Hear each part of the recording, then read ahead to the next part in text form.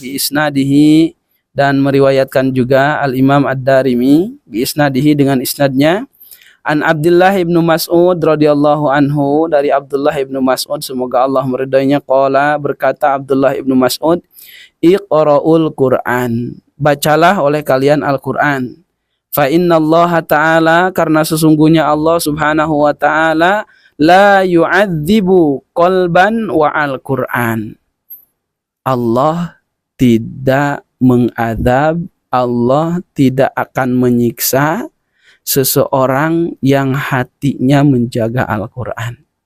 Ya, makanya Abdullah ibn Mas'ud mengatakan, baca oleh kalian Al-Quran, cintai oleh kalian Al-Quran, karena Allah tidak akan menyiksa seorang hamba, Allah tidak akan mengadab seorang hamba yang hatinya menjaga Al-Quran.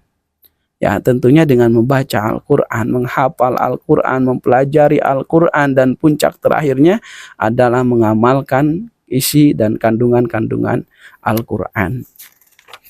Wa inna hadzal Qur'an, dan sesungguhnya Quran ini, ma'dubatullahi ta'ala, merupakan jamuan Allah subhanahu wa ta'ala.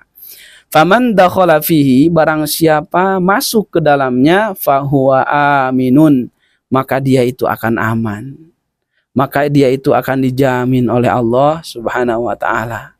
Contoh misalkan kalau ada kita dapat undangan nih untuk menyantap sebuah makanan ya di sebuah tempat di mana yang mengundang kita ini adalah presiden gitu kan. Presiden yang mengundangnya. Kita makan di istana presiden, otomatis keamanan kita itu akan dijaga oleh presiden. Ya. Kebutuhan kita itu akan dijamin oleh presiden gitu kan. Begitu juga ketika seseorang membaca Al-Quran, mencintai Al-Quran, menghafal Al-Quran, ya puncaknya tadi adalah mengamalkan Al-Quran, berarti dia sudah masuk ke dalam wilayah penjagaan Allah subhanahu wa ta'ala.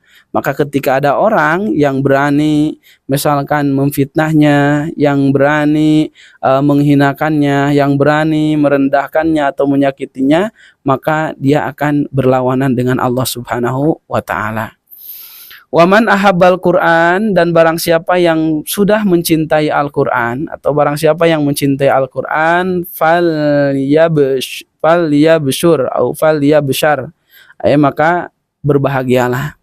Ya, barang siapa yang mencintai Al-Quran, hatinya sudah ada kecintaan kepada Al-Quran, maka berbahagialah. Kenapa? Ya, karena dia akan menjadi kekasih Allah subhanahu wa ta'ala. Ya, dan